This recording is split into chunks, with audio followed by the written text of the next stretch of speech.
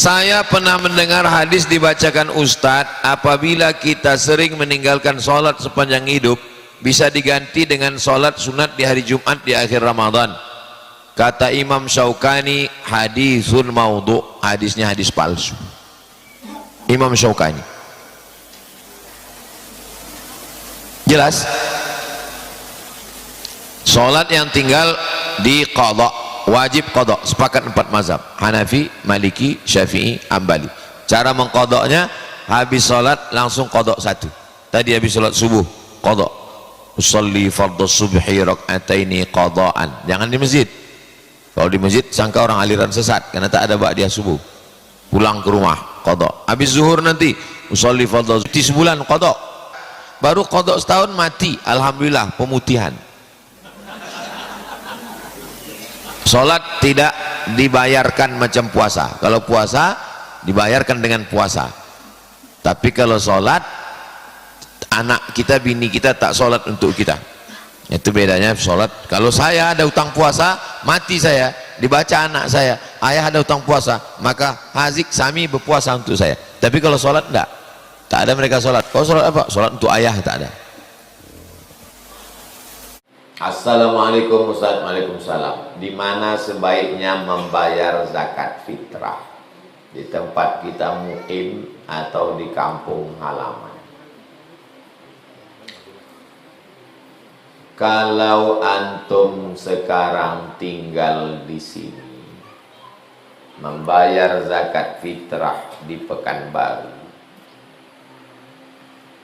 farada Rasulullah sallallahu alaihi wasallam shadaqatal fitri sa'an, 1 sa' min tamrin, kurma, qamhin, gandum, zabibin, anggur kecil yang dikeringkan, aqid, susu kambing yang dijemur, mentega. 4 makanan pokok mereka waktu itu: kurma, gandum, kismis, mentega. Kita tidak makan kurma, tak makan gandum, tak makan kismis, tak makan mentega sebagai makanan pokok. Makanan pokok kita adalah nasi, maka kita bayar beras. Kalau kita di Papua makan papeda, sagu, maka sagu. Kalau makan jagung, jagung. Kalau makan tiwul, tiwul.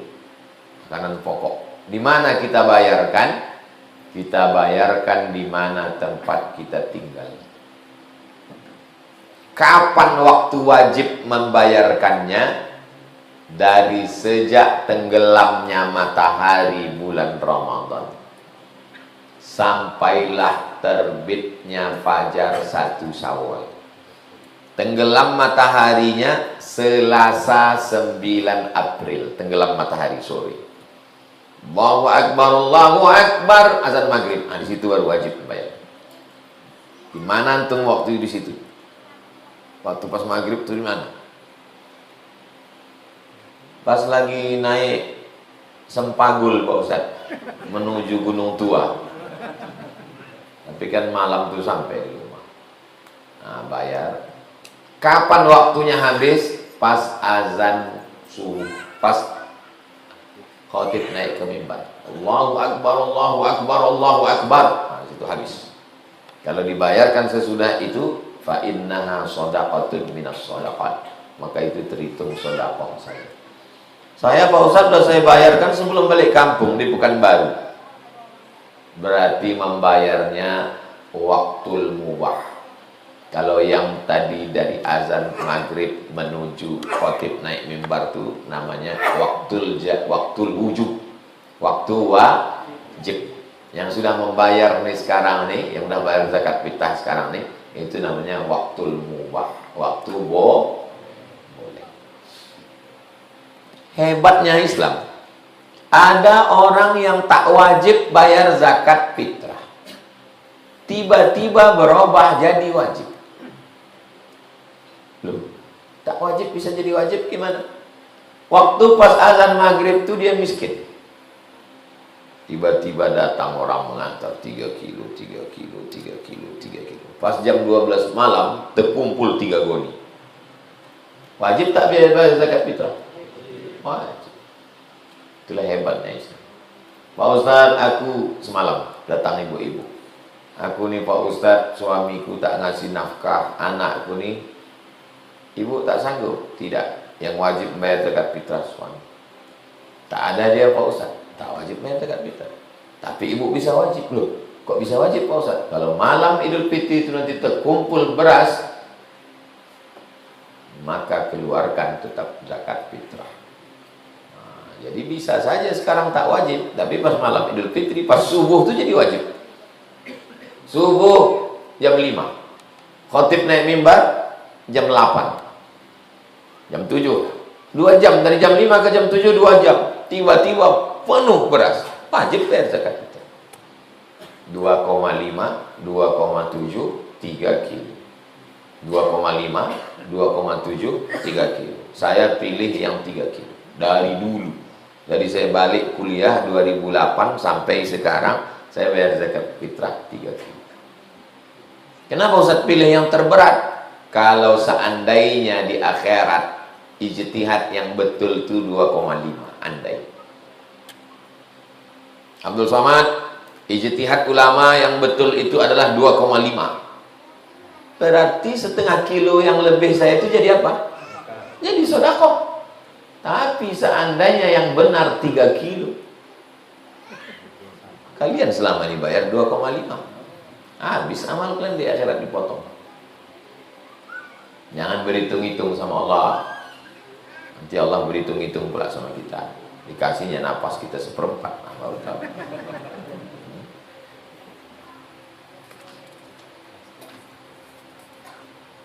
Zakat diberikan kepada orang tempat kita tinggal. Bekerja di Pekanbaru, mencari nafkah di Pekanbaru, zakat dibalikkan entah kemana-mana. Mana bisa. Tu'khadhu min aghniyaihim wa turaddu ala fuqaraihim. Diambil dari yang kaya-kaya di antara mereka, diberikan kepada yang tidak mampu di antara mereka, bukan dialihkan.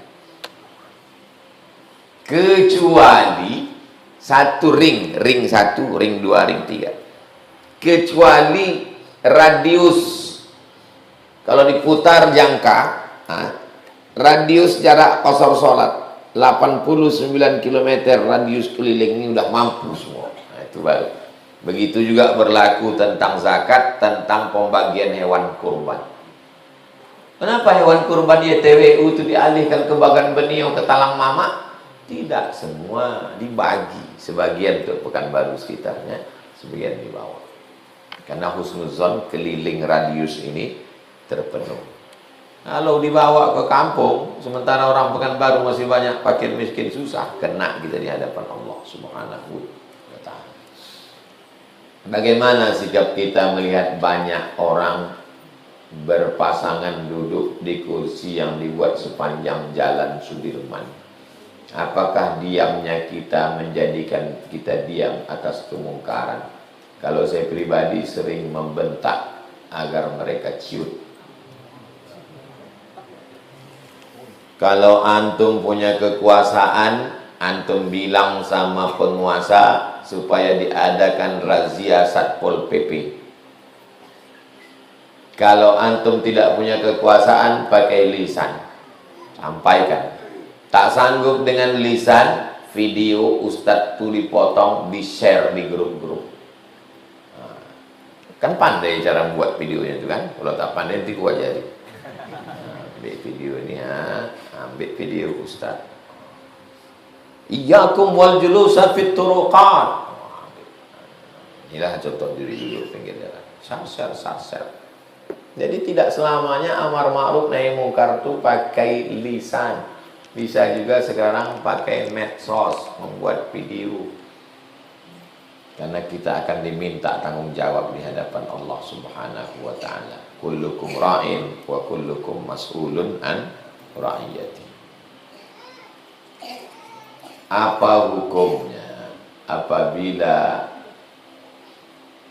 untuk buka puasa bersama anak yatim ada lebihnya dalam bentuk makanan yang dibawa pulang? Apa hukumnya apabila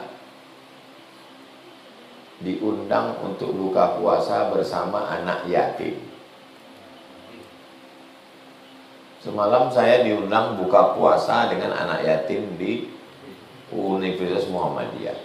Lalu saya dikasih makan. Saya tidak makan harta anak yatim. Karena nasi yang saya makan itu disediakan UNRI untuk tamu. Yang tak boleh itu saya ambil nasi kotak anak yatim itu. Alladzina ya'kuluna amwalal yatama, orang yang memakan harta anak yatim, innama ya'kuluna fi butunihim nara, maka mereka makan api neraka. Kalau nanti antum pulang ke kampung membuka pengajian Riyadhus Shalihin, datanglah tokoh masyarakat di kampung. Kami selama ini susah mencari orang yang amanah. Kami tengok kau ini orangnya jujur dari mukanya, tak tahulah perbuatannya ya. Jadi kami amanahkan kau itu ada kebun sawit 2 hektar. Hasilnya sebulan 3 juta untuk anak yatim. Buatkan satu rekening khusus anak yatim. Tidak boleh duit ini untuk listrik, tak boleh. Tak boleh dibelikan ke keramik, tak boleh. Tak boleh untuk bayar air, tak boleh. Hanya untuk anak yatim saja. Rekening anak yatim 1. Rekening untuk wakaf bangunan kelas asrama 1. Tak boleh dicampur ini. Kalau wakaf akadnya, kalau datang orang ngasih, ini Pak, untuk apa ini? Wakaf, masuknya ke sini. Baru yang umum namanya sodako. Yang sodako ini boleh untuk lain-lain. 3 rekening. Rekening yatim, rekening wakaf, rekening infak dan sodako. Yang umum ni boleh kemana-mana. Ini tak boleh kemari, ini tak boleh kemari. Oh susahlah Pak Ustaz, banyak kali rekeningnya. Itu dulu yang tertangkap punya 200 rekening itu. Orang bank apa mau buka banyak-banyak, suka mereka banyak, berapa pun dibuka. Nana tahu nanti kalian dikasih amanah, maka betul-betul amanah. Jangan dicampur adukkan semua. Jangan rekening pribadi, jangan. Buat yayasan.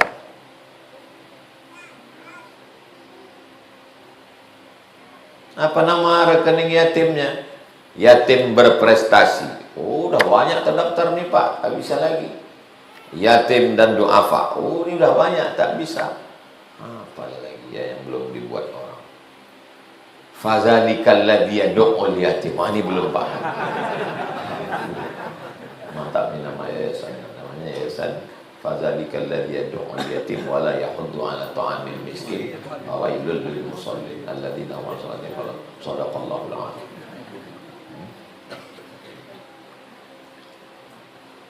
Waktu ada buka puasa bersama anak yatim, ada lebihnya dalam bentuk makanan dan kami bawa pulang. Yang membawa pulang ini panitia, maka dia memakan harta anak yatim. Yang untuk yatim bagikan semua. Yang semua untuk yatim bagikan semua, jangan dimakan harta anak yatim. Misalnya antum dikasih amanah mengurus anak yatim. Ada orang mengasih duit untuk makan anak yatim. Faman kana ghaniyan falyasta'fif. Kalau kamu kaya ada duit, jangan makan harta anak yatim. Wa man kana faqiran, tapi kalau kamu fakir, susah, falyakul, boleh dimakan. Boleh dimakan. Berapa batasnya? Bil ma'ruf, sebatas urf. Misalnya antum mengurus 100 anak yatim. Kira-kira kalau mengurus 100 orang itu berapa layaknya dia digaji? Tanyakan ke Disnaker, Dinas Tenaga Kerja. Kira-kira standar di Pekanbaru ini berapa layaknya orang ini digaji UMR, upah minimum regional Pekanbaru? 3 juta Pak, katanya. Antum boleh ambil 3 juta itu dimaksud dengan falyakul bil ma'. Tapi kalau antum ambil lebih, antum memakan harta anak yatim. Jangan makan harta anak yatim. Amalnya tak seberapa, azabnya na'udzubillah. Yayasan Tabung Wakaf Umat dari mulai pembina, pengawas, ketua, sekretaris, bendahara tidak digaji. Tanya Ustaz Al-Nok, tak boleh ambil gaji. Yayasan Pendidikan Hajah Rohana mana makan santri dari duit YouTube yang ditransfer langsung ke yayasan, tak singgah ke saya. Itulah maka kalau dihitung dari uang masuk santri, mana dia bayar uang sekolah? Jadi dari mana dia gaji guru? Dari duit YouTube. Ini yang di YouTube, yang di TikTok, yang di YouTube ini itu masuk langsung ke nomor rekening yayasan. Itulah untuk makan, untuk beras. Jadi jangan kalian bilang, itu Ustaz Somad tuh beli mobil dari YouTube itu, makanya bunyi knalpotnya tuk tuk tuk tuk tuk tuk.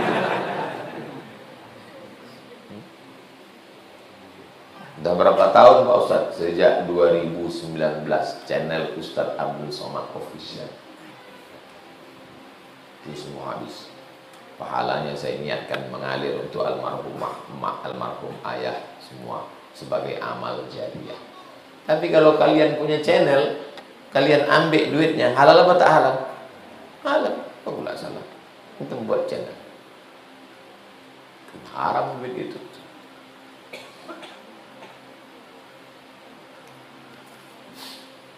Hadis 3 doa Jibril yang diaminkan Nabi bisa ditemukan dalam kitab apa? Mohon petunjuknya Ustadz, karena udah saya cari dalam aplikasi hadis tidak ditemukan. Bu'dan liman adraka Ramadan falam yughfarlah. Celaka orang yang jumpa Ramadan tapi dosanya tak diampuni, kata Jibril. Amin, kata Nabi. Bu'dan liman dzukirta walam yusalli alaika. Celaka orang yang disebut namamu tapi dia tak berselawat kepadamu. Amin, kata Nabi. Bu'dan liman adraka walidahul kibara ahaduhuma aw kilahuma falam yudkhilahul jannah. Celaka orang yang jumpa dengan kedua orang tuanya tapi tak berbakti hingga dia tak masuk surga. Amin, kata Nabi. Hadis itu dalam kitab Al-Mustadrak karya Imam Al-Hakim. Yang antum cari tak ketemu ini, hadis yang sahih tadi dimodif, ada tukang modif. Celakalah orang yang tidak minta maaf kepada suaminya. Amin. Celakalah yang tidak minta maaf kepada ayah ibunya. Amin. Celakalah yang tidak minta maaf kepada, amin. Yang ini sahih, yang ini palsu. Paham? Sudah saya tulis di Riau Pos. Gimana cara mencarinya Pak Ustaz? Tulis Riau Pos hadis palsu Abdul Somad.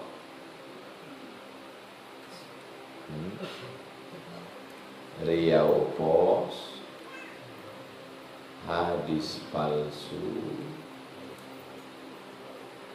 spasi Abdul Somad. Nampak? Sudah saya tulis tahun 19 Juli 2013. Sekarang udah 2011 tahun yang lalu. Antum masih mandi di sungai telanjang lagi waktu saya nulis. Share semua tuh, meneliti share, urgensi pun share. Share yang tulisan ada di situ. Udah, share. Ada saya tulis tentang amin, amin, amin. Kalau antum mau meriwayatkan, riwayatkan yang sahih, jangan yang palsu. Udah 20 malam ceramah Pak Ustadz, yang palsu terus udah aku sampaikan. Man kadzdzaba alayya muta'ammidan, siapa yang berdusta kepadaku secara sengaja, falyatabawwa maq'adahu minan nar, siapkanlah tempat duduk dari api neraka. Berarti sudah antum siapkan 20 kursi di neraka. Tulis itu. Riau Pos. Dulu saya rajin menulis di Riau Pos. Hampir setiap Jumat pagi saya tulis. Tak pernah honornya dikirimkan orang. Padahal setiap tulisan itu ada duit. Sampai akhirnya satu hari saya diundanglah hari ulang tahun Riau Pos. Disitulah saya balaskan. Aku menulis di Riau Pos ini tak pernah sekalipun dikasih duit. Akhirnya datanglah orang tuanya. ini Pak Ustadz, duit Ustadz dari tulisan pertama sampai terakhir. Saya bilang, ambil kalian duit itu, bagikan ke fakir miskin, yatim dan duafa. Karena dulu aku mengirim itu, saking inginnya namaku itu tertulis di Riau Pos. Tak 10 kali kirim tak dimuat orang. Kirim pertama tak dimuat, kirim kedua tak dimuat, kirim ketiga tak dimuat. Lama udah muak udah. Barulah di WA jamaah, Ustaz, tulisan Ustaz keluar hari ini, langsung beli koran. Wah, senangnya. Nengok. Membayar zakat fitrah 2,5 kilo berat itu mengikuti mazhab, apakah sah? Ada papan?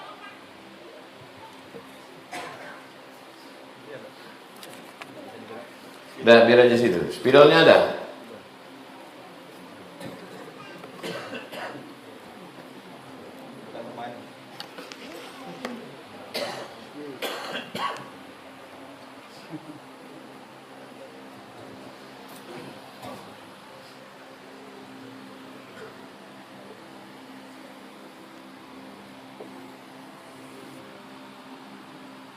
Mazhab Hanafi,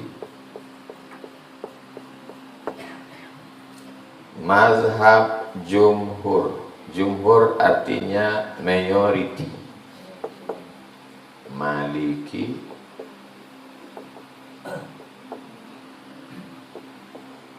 Syafi'i, apa satu lagi? Hanbali. Menurut mazhab Hanafi boleh pakai uang. Menurut jumhur mesti makanan pokok. Satu sok sama dengan 4 mud. Kilogramnya sekarang 3,8 kilogram. Menurut jumhur beda-beda. Ada yang 2,5, ada yang 2,7, ada yang 3 kilo. Mazhab Syafi'i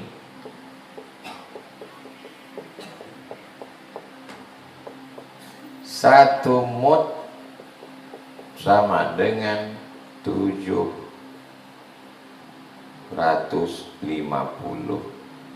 gram.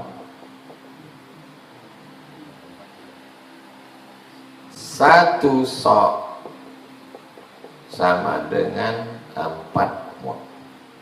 Berarti satu sok sama dengan 3 kilo.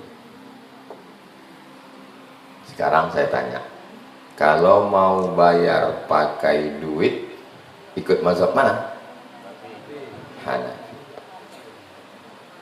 Dibayarkan 2,5 kilo, ikut mazhab mana?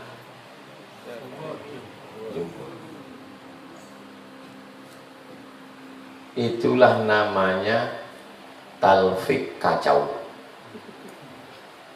Kenapa talfik kacau? Tidak konsisten, inkonsisten. Kalau mau bayar pakai uang, beratnya ke sini, bukan kemari. Ini namanya udah melumpet pagar namanya, Pak.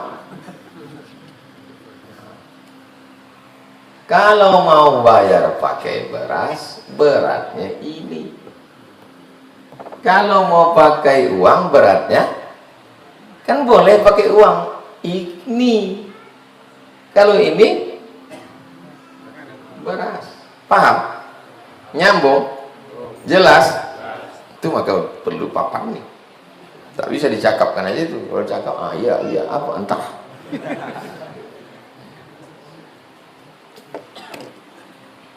Ustadz bagaimana? Saya dari 2008 sampai tahun ini pakai beras. Maka saya beli beras 3 karung. Udah dibagi 3 kilo saya pilih. Tapi kalau saya mau pakai uang, pakai Hanafi. Beratnya berat jumhur, dipakai uang. Itu namanya talfik, kacau. Inkonsistensi. Itulah yang tak boleh mencampur mazhab. Tak boleh mencampur mazhab dalam satu masalah. Kertas terakhir. 10 malam terakhir memiliki salah satu malam yang istimewa, yaitu malam Lailatul Qadar. Bagaimana ciri orang yang mendapatkan malam Lailatul Qadar? Mana spidol tadi?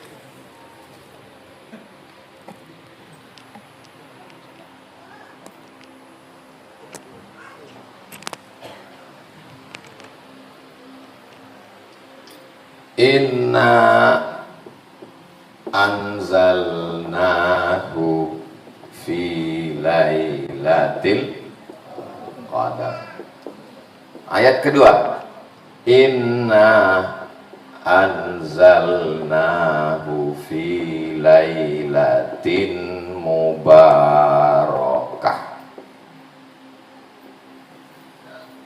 Ini menunjukkan bahwa dia turun di waktu malam. Dari mana tahunya malam? Ya, lailatin malam. Lailatin malam. Setahun berapa malam? 360 malam. Malam yang mana? Turun lagi ayat. Syahrul Ramadan allazi unzila fihil Qur'an. Makin sempit dia. 360 jadi berapa? 29 30. Dari mana Ustadz mengambil kesimpulan 29 sama 30? Nih. Paham? Nah, 29 atau 30. Dipersempit lagi. Loh, kok sempit lagi? Taharru lailatal qadri fil ashril awakhir. 360 jadi 29 30 jadi 9 atau 10. Karena ada yang 29 ada. Dari mana Ustaz ambil kesimpulan 9 10? Ashrul awakhir. Dipersempit lagi. Sempitnya mana? Kata dia pada malam al-witr. Kalau begitu tinggal 5. Dari mana datang 5? Witri, ganjil. 21, 23, 25, 27, 29, 5. Dipersempit lagi. Dari mana? Waktu Nabi sedang sholat subuh itu, pas subuh Nabi sholat itu, kening Nabi bangkit dari sujud tuh, Allahu Akbar, keningnya bertanah karena atap Masjid Nabawi itu pelepah kurma, turun hujan basah. Pas turun hujan basah itu malam 27. Tinggal 1. 360, 29 30, 9 10, 5 1. Maka malam Lailatul Qadar itu adalah malam 27. Akhirnya malam yang lain masjid kosong. Karena orang udah dapat Lailatul Qadar. Jelas? Itu tak bisa diceramahkan itu. Kalau tak ditulis kan. Jadi sebetulnya kapan ya malam Lailatul Qadar itu Pak Ustaz? Rahasia Allah. Makanya dalam tafsir Ibnu Katsir, seandainya Allah kasih tahu malam Lailatul Qadar, kosonglah masjid-masjid. Sedang tak tahu aja kosong. wa ta'ala. Allah rahasiakan siapa yang dapat sholat wusta. Allah rahasiakan siapa yang dapat 1 titik hari Jumat doa makbul. Allah rahasiakan siapa yang dapat haji mabrur. Allah rahasiakan siapa yang dapat taubat nasuha. Allah rahasiakan siapa yang dapat Lailatul Qadar. Supaya apa? Supaya kita dua. Pertama, cemas tak dapat. Yang kedua, senantiasa berharap supaya ada. Bayangkan kalau tadi malam antum buka pintu pas mau makan sahur, tengok semua pokok pisang bertumbang, dituang teh beku. Inilah dia malam Lailatul Qadar. Subuh ini udah tak datang lagi. Mas ditempel kawan, kau tak ikut pengajian? Aku udah dapat Lailatul Qadar. Kau aja lah bro, kau ini belum dapat. Maka kata Imam Abu Hamid Al-Ghazali, kita terbang mendekati Allah ini macam pakai 2 sayap. Satu nama sayapnya khauf, satu sama nama sayapnya roja. Khauf takut, cemas tak dapat. Roja selalu berharap supaya. Jelas? Teori 27 tadi jelas? Tak kontradiktif antara penjelasan saya dengan ini. Yang itu Pak Ustaz, yang pertama turun dulu. Dia akan turun lagi bersesuaian malam. Innama amruhu idza arada syai'an ayaqula lahu kun fayakun. Kuasa Allah Subhanahu wa taala. Lalu dari mana riwayat yang mengatakan kalau malam Lailatul Qadar itu pas ditimba sumur beku? Pas ditengok pokok kelapa tumbang, ada seorang laki-laki di Sambas, ini Kalimantan pulau, yang sebelah kiri ini Kalimantan Barat, ada Pontianak. Di atas Pontianak ini ada nama kotanya Sambas, kerajaan Melayu. Keluarlah tuan tadi dari rumah. Orang zaman dulu di sini rumahnya, di sini sumurnya. Tidak macam sekarang sumur itu masuk ke rumah. Dulu di sini rumah, sini sumur. Pas keluar dia mau makan sahur, mau ke sumur, ditengoknya pokok kelapa tumbang semua. Ditimbanya air beku. Berdoalah dia, ya Allah. Dia tak punya anak, keponakannya di rumah sedang tidur. Jadikanlah keponakanku itu salah satu jadi wali-wali, ya Allah. Nama keponakannya itu Ahmad Khotib. Itulah dia ulama besar, namanya Syekh Ahmad Khotib Sambas, Muhammad Khotib Sambas. Mursyid pertama TKN, Tarekat Qadiriyah wan Naqsyabandiyah. Meninggalnya di Makkah. Orang Melayu Sambas, Kalimantan Barat. Itulah riwayat yang menyebut pokok tumbang dan air beku. Dalam hadis tak ada. Dari mana dapat Ustaz cerita itu? Dalam buku biografi ulama-ulama Nusantara, nama penulisnya Hawas Abdullah. Tentang biografi Syekh Ahmad Khotib Sambas. Mana tahu nanti antum dengar cerita malam Lailatul Qadar tiang listrik bertumbangan. Itu dari riwayat itu. Tapi jangan nanti tiap malam buka tengok tak tumbang, angkat sembahyang tahajud dah. Kau kenapa tak tahajud, kata bininya? Nunggu tumbang dulu. Tak tumbang.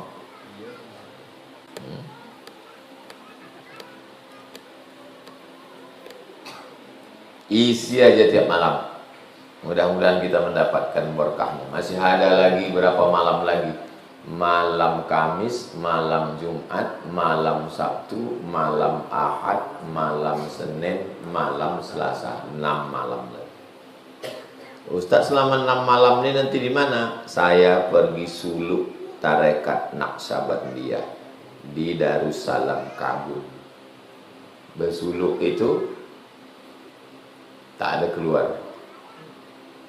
Bersuluk itu macam iktikaf. Satu hari zikirnya diwajibkan Syekh 70.000 berzikir aja.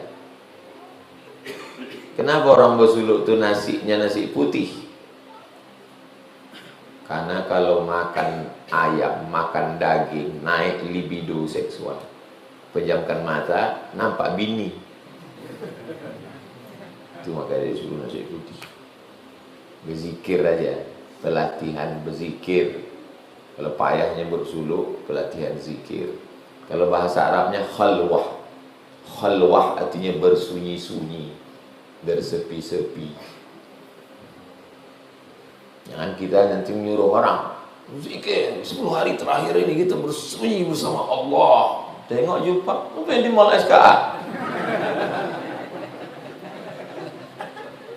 Itu namanya kaji diurang tak jawab. Orang disuruh, mari kita bangkitkan 10 terakhir Ramadan ini, kita gas beribadah. Yang maaf pun di masjid semua. As pengurus berbentur satu masalah, cemanalah pembagian masalah beras ini ya. Telepon, Ustaz, ini masalah beras masjid ini tak ngangkat-ngangkat, kira sedang bersuluk.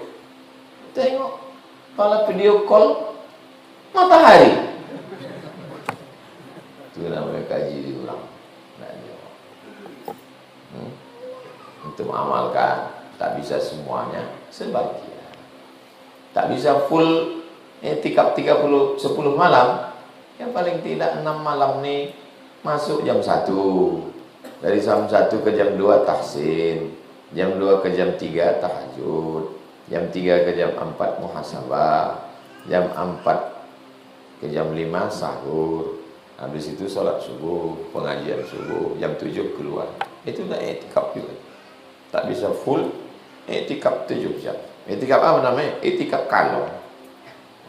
Etikap Batman. Kalau kita sudah siap menikah dan ada wanita yang ingin kita nikahi, selesai apa lagi? Yang bahaya tuh kita nikah orang tak mau. Namanya cinta kelapa. Awak cinta orang tak apa-apa. Atau ada perempuannya ada, duit ada, awak pula tak berselera. Ini pun ngeri juga ini. Kalau kita udah siap nikah, ya, wanita yang ingin kita nikahi pun ada, mantap. Tapi orang tua tak mengizinkan. Bagaimana cara kita menanggapinya, Pak Ustaz?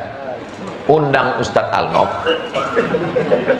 acara pengajian, judulnya dosa orang tua menghalangi anak nikah. Nanti biar disiapkan Ustaz Al-Nof. Bapak-bapak, ibu-ibu yang membiarkan anaknya pacaran tak nikah-nikah, maka dosanya mengalir setiap hari, siap masuk neraka jahanam. Nanti Ustaz Al-Nof akan membacakan dari kami pun semua akan mendoakan supaya orang tuamu terbuka pintu hatinya, dan belum insya Allah tak berakhir sebelum bulan Ramadan sudah menikah insya Allah. Amin. Saya seorang ibu dengan 4 anak laki-laki. Wow, amazing. Suami saya berdinas jauh di luar kota. Waspadalah. Bagaimana supaya hati ini selalu sabar dalam menjalankan tugas sebagai seorang ibu dan istri yang selalu ditinggal? Kuncinya satu, trust. Trust itu adalah kepercayaan. Orang yang dikhianati susah untuk mengembalikan kepercayaannya. Kaca retak boleh direkat, galah patah boleh disambung, hati yang sakit kemana obat akan dicari. Boleh untuk update status pagi ini. Oleh sebab itu jagalah hati. Perempuan yang tidak siap dibuat candaan masalah poligami, hai laki-laki, jangan kau bercanda tentang itu di hadapannya. Betul tak Bu? Tengok, walaupun kau tak serius, kita khawatir malaikat serius. Anda tahu dia keluar kota, SMS memancing-mancing. Perempuan seperti lalang kering. Kalau kau cerita tentang perempuan, walaupun hanya untuk sekedar membuatnya cemburu, tapi hatinya sudah bercabang-cabang. Maka kembalikan trust, kepercayaan, maka saling percaya. Insya Allah ibu ini pun tenang di rumah. Abang di mana bang? Abang di hotel syariah deh. Di hotel ini kalau masuk nanti ditanya surat nikah. Ini foto abang, hotel syariah. Habis foto keluar.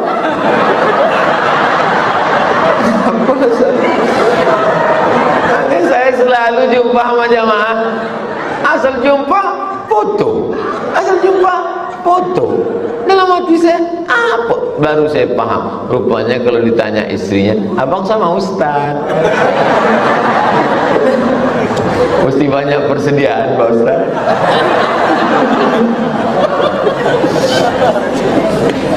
Tenangkan hati. Begitu juga dengan ibu. Ibu tenangkan. Anaknya meninggal, suaminya sedang di luar.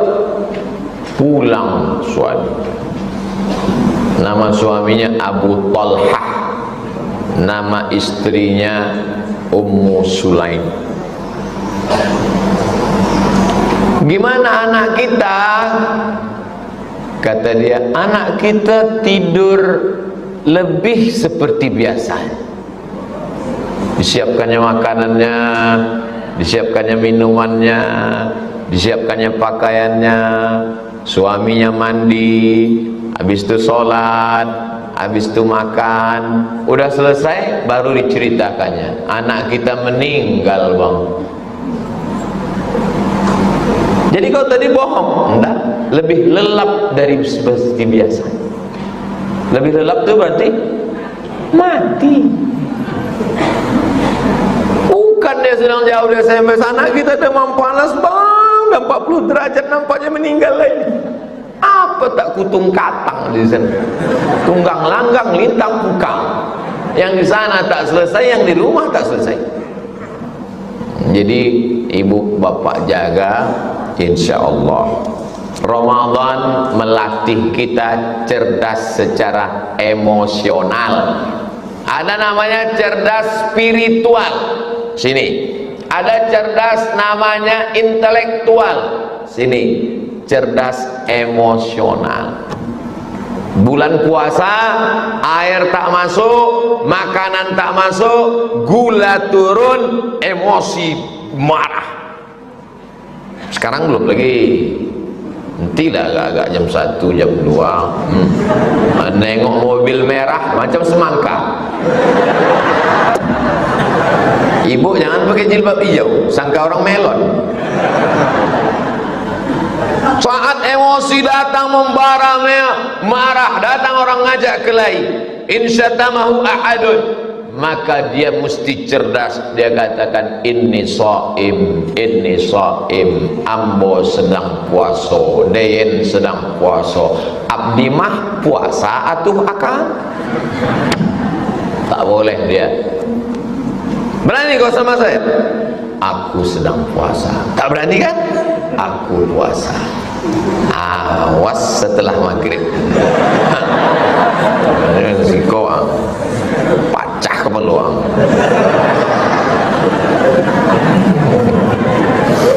Jadi kecerdasan ini harus dijaga. Karena bapak nih, ibu nih menjaga anak 4, suami di luar kota. Maka jangan panas-panasi dia pak. Dia udah kepanasan menjaga anak 4 orang. Anak saya kerja di satu daerah yang cuacanya sangat panas, membuat dia tak kuat untuk berpuasa. Pertanyaan saya, bolehkah saya membayarkan fidyah untuk atas nama anak saya itu? Di Sudan cuacanya 2, panas dan panas sekali.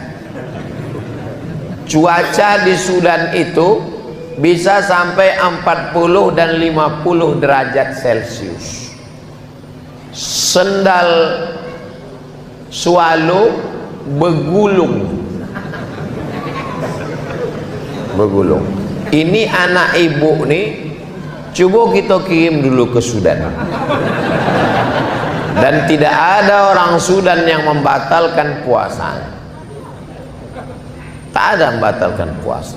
Sudan tak kaya, tak pakai AC. Rumah malam-malam tuh kalau mau tidak panas lelap tidur, jam 5 sore itu disiram pakai air dinding tuh supaya tak menguap panas. Jadi kalau ada orang mengatakan ada yang lebih panas dari Sudan, saya tengok, kecuali memang dia tinggal di Sudan. Dan tak ada ulama Sudan yang memfatwakan boleh berbuka puasa.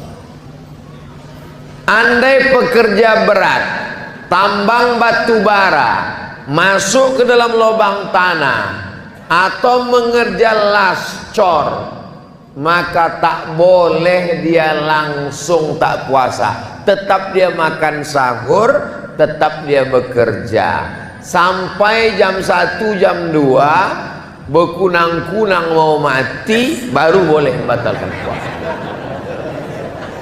Tak boleh dari pagi itu aku tak puasa lagi kok sebab kerjaku berat, tak boleh. Dia tetap tiap hari nak lo itu sama godin an ada ifad di syahri Ramadan hadhihi sanati lillahi ta'ala. Begitu dalam kitab Al-Fatawa Al-Hindiyah. Orang yang pekerja berat maka dia tetap makan sahur dan berniat. Kalau siang itu dia hampir mati, pilihannya dua, antara mati dengan makan. Pilih mana, Bu? Jangan pilih mati. Nanti lakinya bilang, "Dek, abang udah mau mati." Mati aja lah, Bang. Jangan. Nah, jadi kalau hanya sekedar panas tak bisa. Andai dia sudah terlalu panas, dibilangnya, "Mak, aku udah mau mati, aku udah mau mati." Batalkannya puasanya, tidak dibayarkan fidyah. Dia tetap mengqadha di hari yang lain. Yang bayar fidyah itu orang tua renta yang tak sanggup puasa di Ramadan, Syawal, Zulqa'dah, Zulhijjah sampai mati tak sanggup puasa. Atau orang yang kena penyakit mah akut, diabetes akut, mah akut, yang tak bisa puasa Ramadan, Syawal, Zulqa'dah, Zulhijjah sampai mati tak bisa puasa, baru dibayarkan fidyah. Ini sikit-sikit fidyah. Udah mampu yuk fidyah. Apa yuk? Ustadz, bagaimana cara menghilangkan hasad dan dengki? Yang pertama, kita mesti periksa apakah kita kena hasad.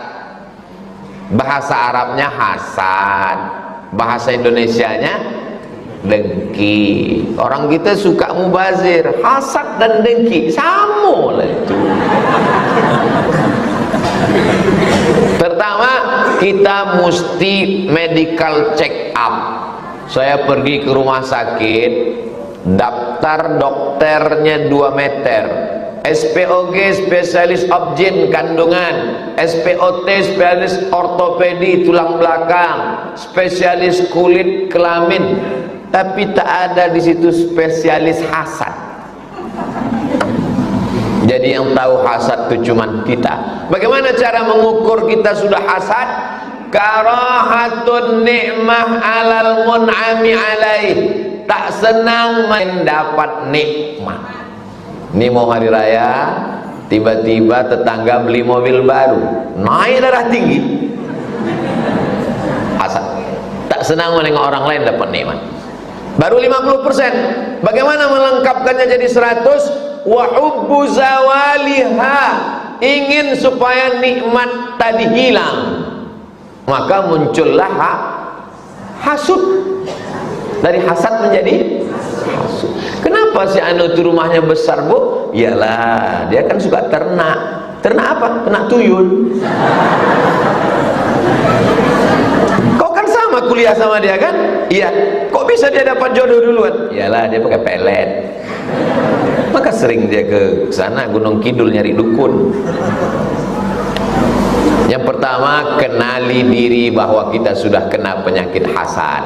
Setelah kita tahu kena penyakit hasad, maka tengok apa efeknya. Pagi minum teh pakai gula, siang minum susu pakai gula, malam minum kopi pakai gula. Kenapa dia minum gula terus? Karena dia tak tahu bahaya gula. Tapi begitu dikasih tahu kalau kau kena gula, nanti diamputasi, akan dipotong. Tengok TV-TV itu. TV zaman dulu bekaki, TV zaman sekarang kena amputasi.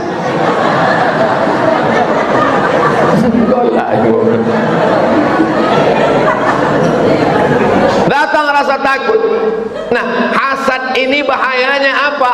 Lebih bahaya daripada diabetes. Iyyakum wal hasada. Jauhilah penyakit hasad dengki. Fa innal hasada ya'kulul hasanat. Hasad memakan segala amal kebaikan kita, kama ta'kulun narul hatab, sebagaimana api memakan kayu bakar. Puasamu melayang, sedekahmu hilang, ceramah kau terbang gara-gara hasad. Doakan hati Ustaz Somad supaya tak hasad.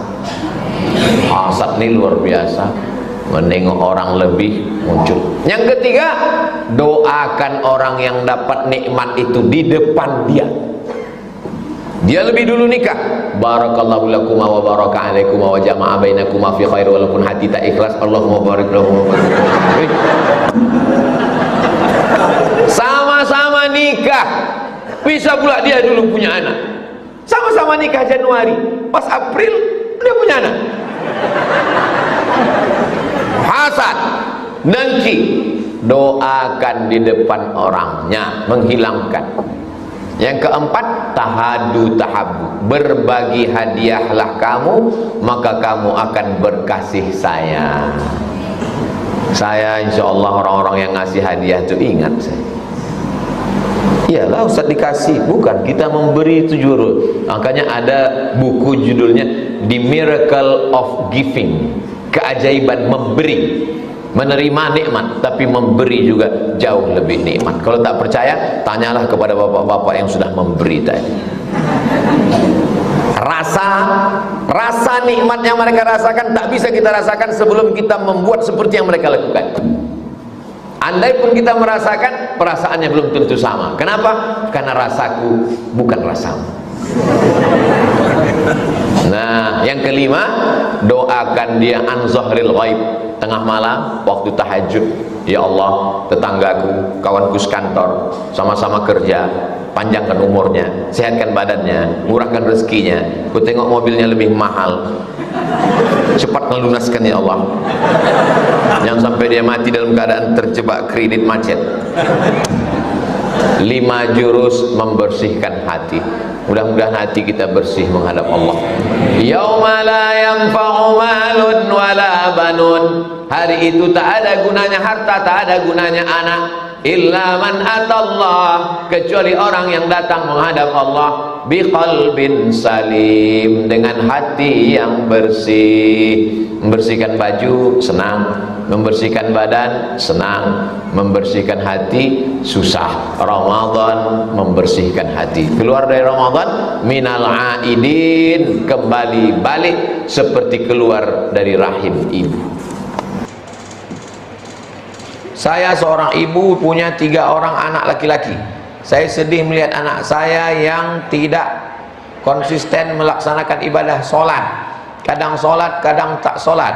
Saya mohon doanya Ustadz, mendoakan anak saya. Selama ibu masih takut, selama ibu masih risau, dan mulut ibu tak berhenti merepet, kau sedang di mana, pulang jam berapa, duit kemana, motor mana, kunci mana, kenapa kau tak sembahyang? Insya Allah anak itu akan selamat. Tapi selama ibu udah diam, anak ibu tak sembahyang, biarlah, kiamat sudah terjadi. Ibu-ibu mesti siap merepet. Ibu-ibu siap merepet? Lanjutkan. Kalau perlu bukan cuma anak nih, laki nih juga direpet. Abang di mana, pulang jam berapa, duit kemana-mana, jangan buka cabang. Wes selamat. Bapak-bapak yang direpet ibu-ibu ini sabar Pak. Kenapa? Berarti bapak sudah bertemu dengan bidadari surga di dunia.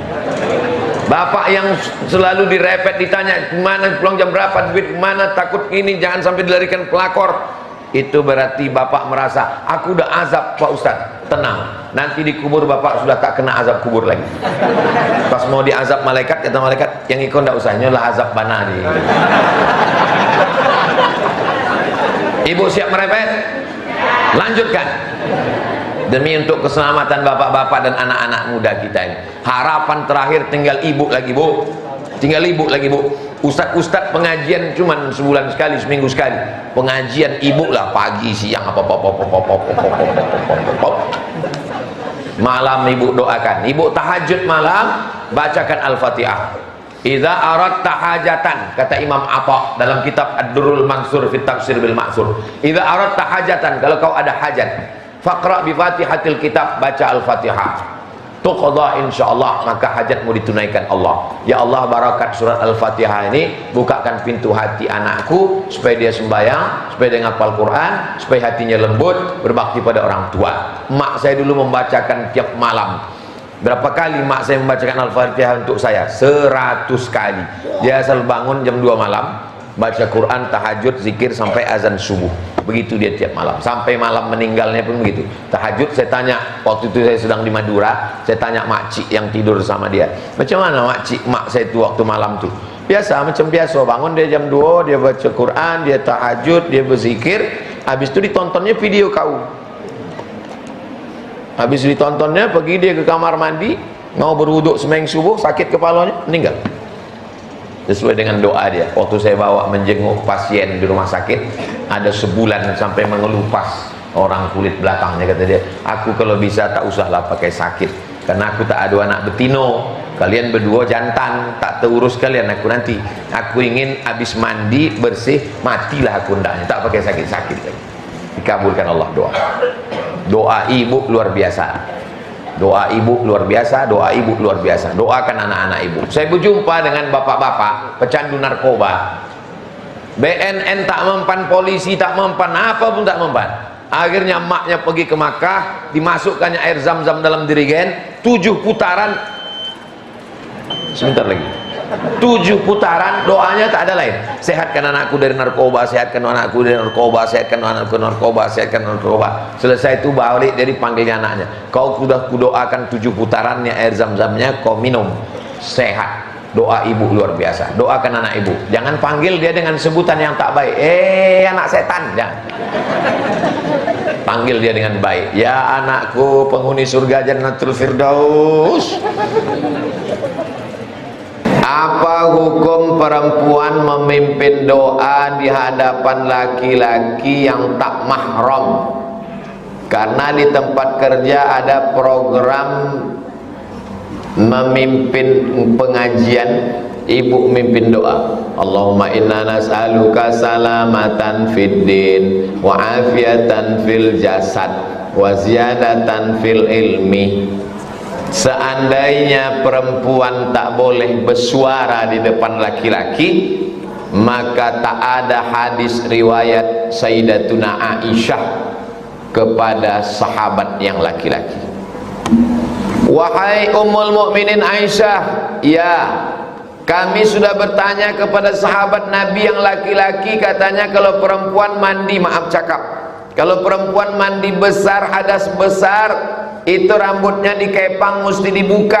Tapi hati kami terasa tak puas. Mereka tanya kepada Aisyah, kata Sayyidatuna Aisyah, kalau perempuan itu sudah bersih, rambutnya dikepang, repot dia membuka pasang, buka pasang, boleh disiramkannya saja air, tak perlu dibuka. Tapi kata sahabat yang laki-laki dibuka, kenapa tak gundul aja, kata dia. Bagaimana sahabat bisa bertanya ke Aisyah kalau suara perempuan tak boleh didengar laki-laki? Tapi katanya ada suara perempuan yang haram didengar laki-laki. Suara yang mana? La takhada'na bil qaul. Janganlah perempuan itu bersuara mendayu-dayu, lemah gemulai. Yatma'alladzi fi qalbihi marad. Ada laki-laki yang dalam hatinya ada penyakit, kalau didengarnya suara lemah gemulai dia jadi error. Jadi yang tak boleh itu adalah suara gelemah gemulai mendayu-dayu. Adapun ibu membaca doa waqina azabannar, tiba-tiba setelah seribu baca doa ada satu karyawan angkat tangan, aku mendengar kau baca waqina azabannar tadi, benapsu aku. Kalau ada tolong kasih tahu biar kami ikat, kami campakkan ke Sungai Siak. Mana ada. Itu maka qari'ah perempuan membaca Quran tidak haram karena tidak membangkitkan hawa nafsu. Perempuan membaca barzanji, tola'al badru alaina salawat. Jadi yang tak boleh itu adalah suara mendayu-dayu, mendesah-desah, lemah gemulai. Tapi jangan berlebih-lebihan. Ini kadang doanya biasa aja, lipstiknya 2 inci, lagunya biasa aja, bedak yang tebal betul, muka putih tangan hitam.